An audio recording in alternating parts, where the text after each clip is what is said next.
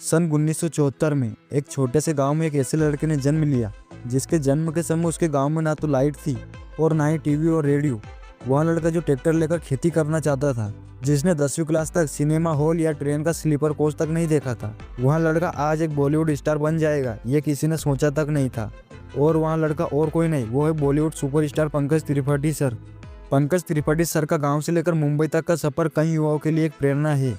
Inspirational story day 7 of 100। Pankaj Tripathi का जन्म 28 सितंबर 1976 को भारत के बिहार राज्य के गोपालगंज जिले के बेलसन गांव में एक हिंदू ब्राह्मण परिवार में हुआ था। पंकज के पिता का नाम पंडित बनारस तिवारी है और मां का नाम हेमंती तिवारी है। पंकज अपने माता पिता की 4 संतानों में से सबसे छोटे हैं। उनके पिता एक पुजारी और किसान थे। पंकज एक बेहद गरीब परिवार से आते हैं। उनके पिता एक गरीब किसान थे। उस समय उनके गाँव में स्कूल भी नहीं था, इसलिए उन्होंने अपनी प्रारंभिक शिक्षा पेड़ के नीचे बैठकर हासिल की। जिसके बाद वो पढ़ने के लिए अपने गांव से थोड़ी दूर वाले गांव में स्कूल जाने लगे थे। और गांव में उस समय लाइट भी नहीं हुआ करती थी, तो टीवी और रेडियो तो दूर की बात है। उस समय उनके गांव में छठ पूजा के दिन नाटक कार्यक्रम होता था, जिसमें पंकज लड़के का किरदार निभाया करते थे और वहाँ लोगों को बहुत पसंद आता था। उस समय बचपन में पंकज पढ़ाई के साथ साथ खेती किया करते थे और वो खेती करने के लिए एक ट्रैक्टर लेना चाहते थे, जिसे वो गांव में किराए से चला सके और उससे पैसे कमा सके।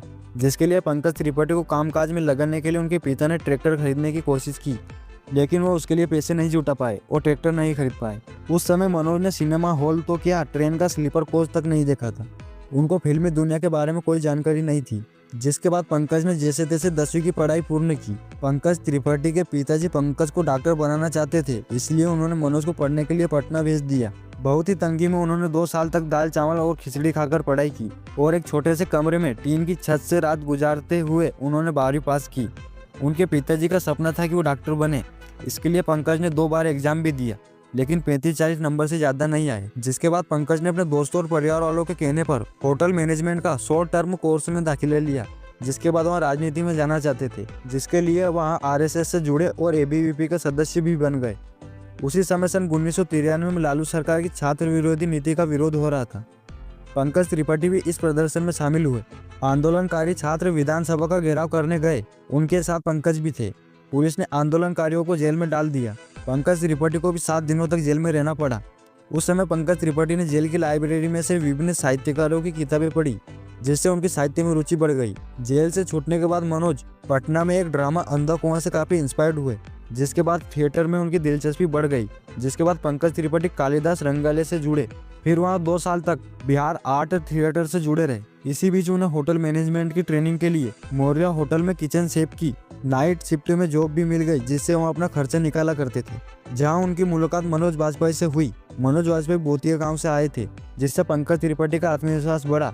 अगर मनोज वाजपेयी गांव से आकर स्टार बन सकते हैं तो मैं क्यों नहीं। और तब वहाँ बहुत ज़्यादा इंस्पायर्ड हुए। उन्होंने मनोज वाजपेयी की स्मृति चिन्ह के रूप में चप्पल चुरा ली।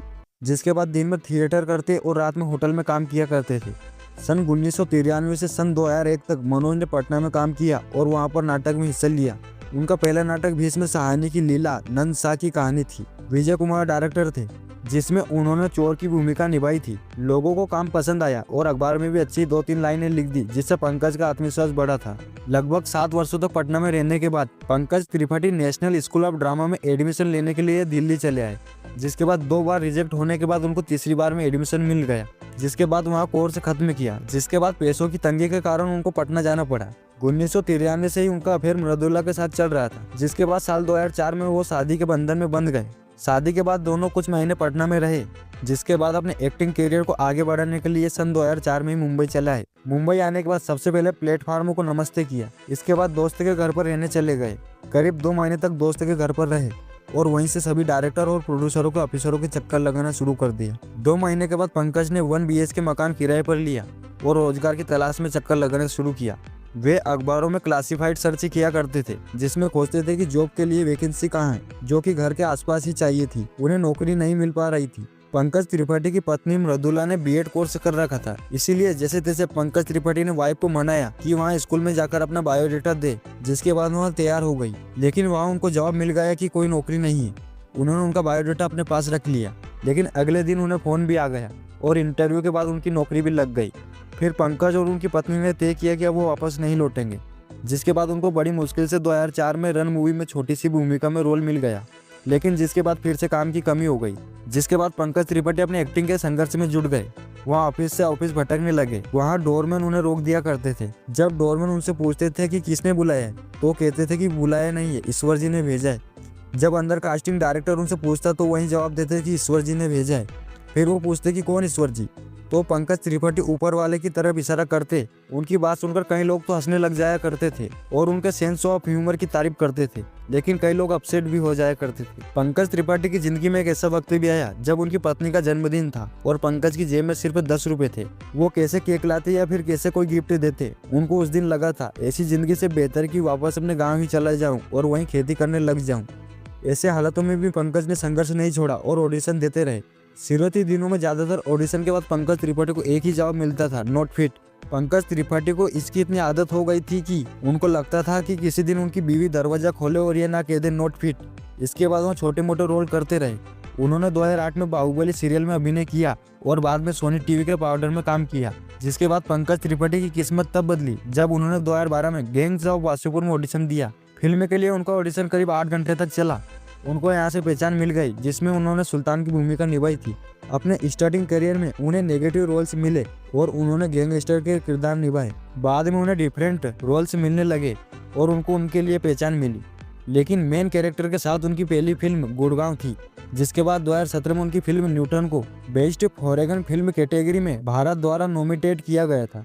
जिसके बाद उन्होंने एक से बढ़ के एक फिल्मों में काम किया, जिनमें से सिंघम रिटर्न्स, मसान, सुपर 30, गुंजन सक्सेना, अंग्रेजी मीडियम, ओ माय गॉड 2, स्त्री और स्त्री 2 जैसी कई बड़ी फिल्मों में अहम रोल निभा चुके हैं। और उनकी secret games 2, Mirzapur, criminal justice popular web series भी रही है।